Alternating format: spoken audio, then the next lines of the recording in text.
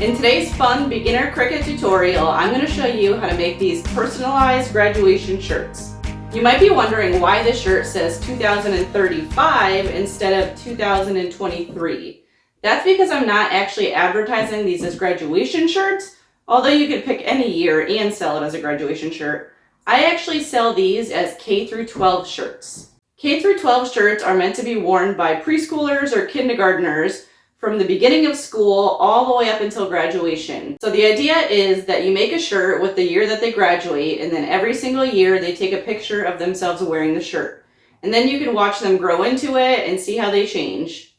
After 12 years, you can make a really cool collage with all 12 years of their pictures. I got this shirt at Michael's. It's the Gildan brand. Michael's also has these shirts in a ton of different colors, which is great if you want to customize it to match the kid's school. I always make these in a size extra large so that the kid has lots of room to grow. You never know what size they'll be when they graduate. Hopefully they'll still fit in an extra large. I got these on sale at Michael's. I think they were 2 for $5. I just checked last night to see what the prices were, and it was $5 with 30% off. If you shop at Michael's, make sure you download their app so that you can get the coupons and save yourself some money. If you're a person who sells a ton of shirts with your Cricut business, I would recommend going to jiffyshirts.com to buy your shirts. They are a lot cheaper, like $2 to $3 a shirt. Usually with wholesale websites like that, you have to buy bigger quantities to get a lower price, or you have to hit a certain dollar amount before you get free shipping. So make sure you pay attention to that, but I know that Jiffy Shirts has really great prices. But if you're like me and you have a Michael's 5-10 minutes down the road with a coupon, you can get the shirts for a great price. If you're trying to figure out how much money you should sell this for with your Cricut business, I always try to get at least 3 times the cost of materials. So if I spent $5 total on the shirt and the vinyl, then I would try to sell it for a minimum of $15. And if you do sell these, I would recommend offering 2 different price points. So first what I would do is I would make the shirt without the customization, so it just says class of 2035. That plain one I would advertise for $15. Then I would add a second option for customization for an extra $5. I know that it doesn't cost $5 worth of vinyl to make a name, but your customers don't know that, and you can charge whatever you want. I like doing it this way so I can advertise cheaper, like, oh, get your graduation shirt for only 15 bucks. And then when they find out that they can customize it, usually people will go for the upsell and personalize it. You can either put a name on the front, or you could also put a name on the back. Another cute thing that I've seen people do with these shirts is leave a space for kindergarten, first, second, all the way up to 12, and then they do the handprints of the kids on the back. I decided to put the name of my child on the front and leave the back blank because at Michael's I bought a fabric marker, and I want the teachers of all of my kids to write notes on the back of their shirt. So then when they graduate, they can look back and see what all of their teachers had to say. Let's talk about the materials that you need to make this project. Obviously, you'll need a shirt, which I just talked about. You can get that at Michael's or Jiffy Shirts or wherever you choose to get your shirts. You'll also need a Cricut machine. I would recommend using a Cricut machine from either the Maker or the Explorer series.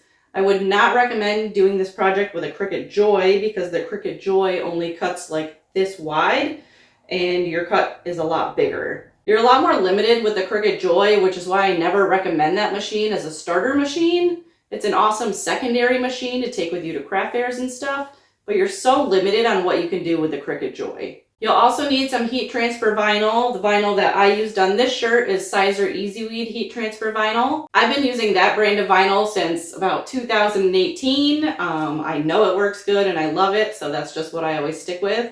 Let me know in the comments below though, have you tried any other brands of vinyl like on Amazon? I know that HTV Ront has some, Tech Wrap makes some vinyl. There's a lot of different companies that make vinyl now. It's hard to figure out which ones are the best when there's so many to choose from. You'll also need a mat to do this project. I would recommend using the green standard grip mat, and you'll also need one of these weeding tools. And your trimmer to cut the vinyl. If you don't have a trimmer, you can use scissors, but the trimmer is a lot better because you can cut in a straight line and measure at the same time. I made 2 of these shirts in this video. The first one I showed you was for my son. This one is for my daughter.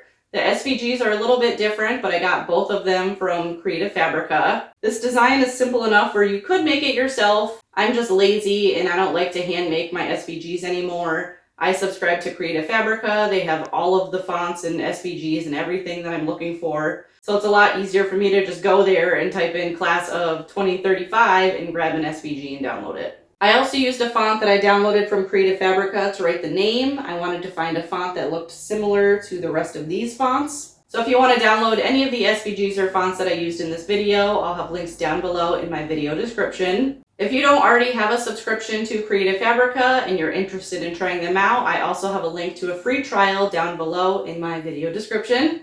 You can get a free 1-month trial, and then after the 1-month trial is over, you can choose to sign up for their all access subscription, or you can cancel with no questions asked. Normally their subscriptions are $29 a month, but they have a great deal going on right now where you can get it for just $4.99 a month.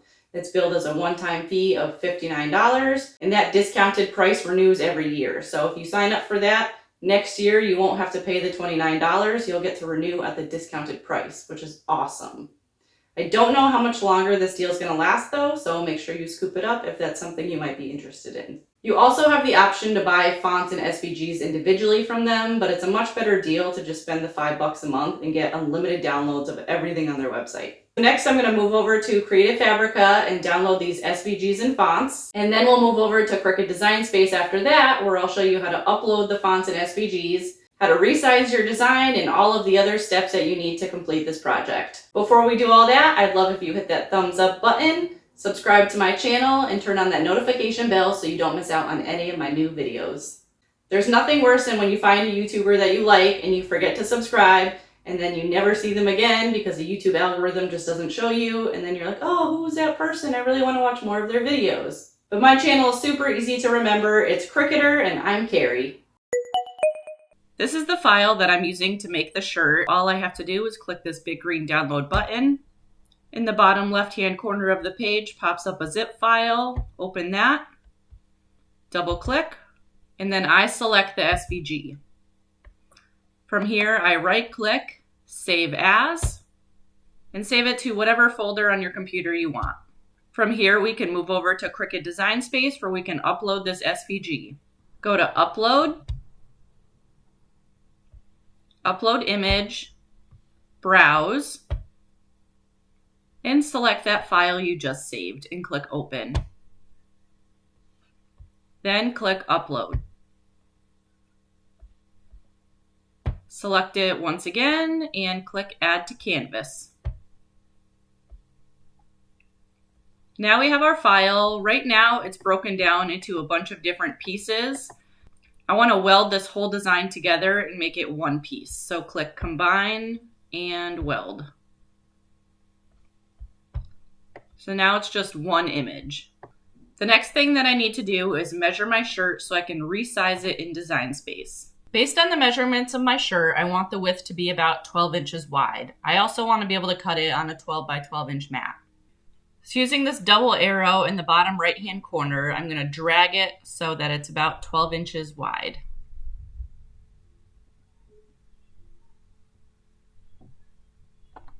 Make sure you're paying attention to the dimensions right here because right now this is the height that's 12 inches and not the width. So shrink it down to be about 12.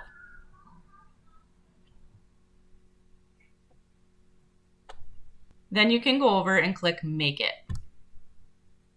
If you want to cut on a 12 by 12 inch mat, your design has to be under 11.5 inches. So I'm going to go back. You can also go right here and click 11.5, enter, and it will resize it. So click Make It. Whenever you're working with a heat transfer vinyl, you always want to mirror your image. When I'm at this screen, this is when I like to cut out my vinyl because I like the grid lines and I can see exactly how much vinyl I'll need. So I'm going to cut about 7 inches of vinyl. Grab yourself your vinyl and your vinyl trimmer. Swing the arm out. Lift this up and slide your vinyl in.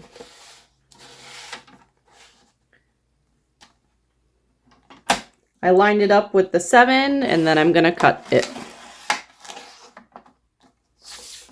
Now I have to stick this shiny side down on the upper left-hand corner of my mat. Grab your mat and remove the protective cover.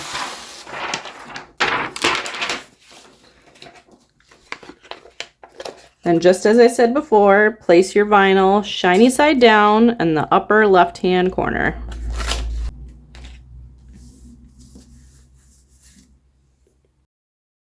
Now click Continue and select your material. I'm using Everyday Iron-On. Now it's time to load the mat into the machine. Load the mat into your machine by pressing the blinking double arrow. Then once the Cricut button, the letter C, begins to blink, you can push that button and your machine will begin to cut.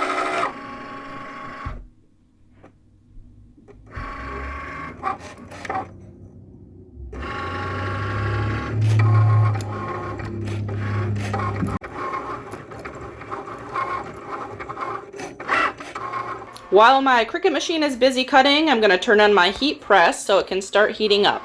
I plugged it in and now this button is blinking, so I'm going to push it. This is what it looks like right when it comes out of the machine. Now I need to weed the project, which means getting rid of all the excess vinyl we don't want until we're left with the design that we do want. Grab your weeding pen and start in the upper left-hand corner. This is at least what I always do. Once you loosen it a little bit, I like to just grab it with my fingers and start pulling.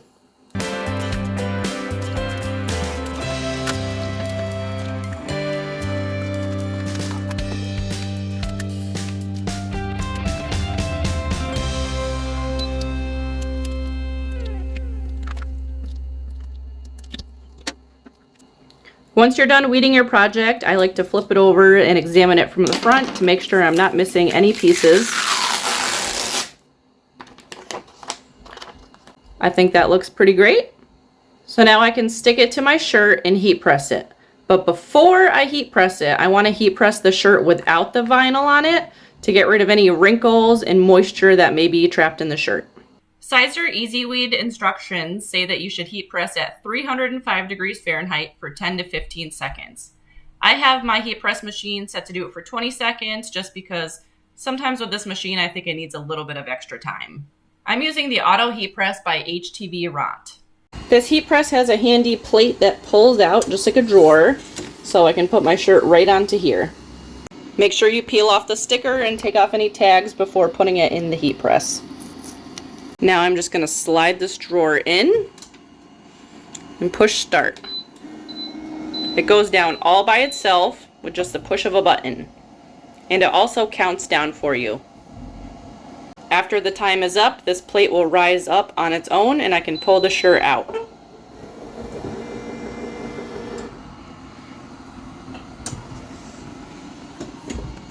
Now it's nice and flat and I can add my vinyl to it. When placing your design on the shirt, you want it to be about 3 inches from the top. You can use a ruler. Another popular method that a lot of people do is take 3 fingers and put them right there. You also want to make sure that your design is centered. So what many people will do is fold the shirt in half and heat press it so that there's a crease right down the center. When I got this shirt, it already had a nice crease right in the center, so I didn't even bother doing that. And I can still see where that crease is after heat pressing. To find out where the center of this is, you can fold it in half and make a little crease and then line it up with the center of this crease. I think that looks pretty good, so now I'm going to slide it into the machine and push this. There's some debate on whether or not you should use a Teflon sheet. I always used to use a Teflon sheet over my heat transfer vinyl, but once I got this machine, I was having a hard time getting my vinyl to stick with the Teflon sheet, so I just ditched it, and I find that I really don't need it. It doesn't make a difference. With Sizer Easy Weed, you can either peel it hot or cold. All you have to do is pull up this carrier sheet. If for some reason your vinyl is still lifting, you can try heat pressing it again.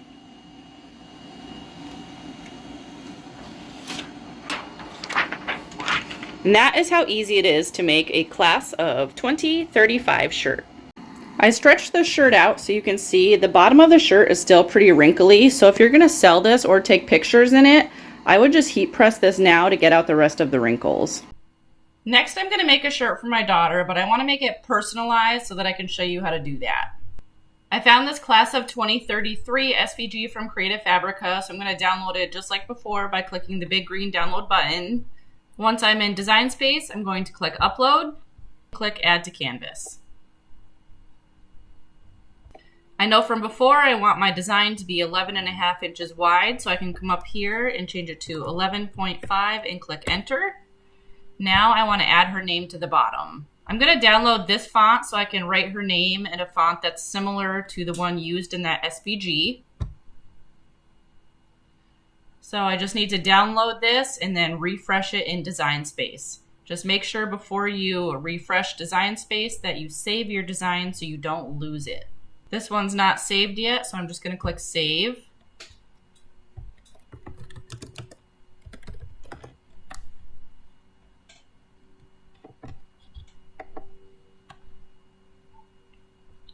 Now I want to write Sierra at the bottom, so I'm going to click Text and then type in Sierra, and I'm going to change the font to a system font called Brown. Oops, it's not there because I didn't refresh the page after I saved it. I'm going to save it again so I don't lose Sierra written out. Then up here, click View, Reload. Now that I have reloaded the page, the font should be there. So click your name, back to font, system, and then type in the font name, which was Brown College. And there it is.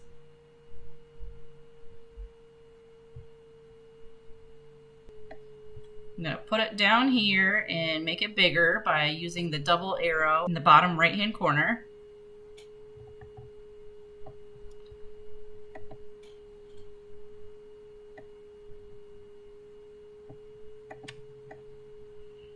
Highlight it all and make it black.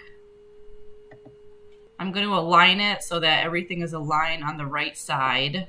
So click Align Right. And then I want to weld it. So I'm going to click Combine and Weld. Now I can go ahead and make her shirt. So I'm going to click Make It. Make sure you mirror your image whenever you're working with a heat transfer vinyl. And then I'm going to cut out about 8.5 inches of vinyl. A few moments later.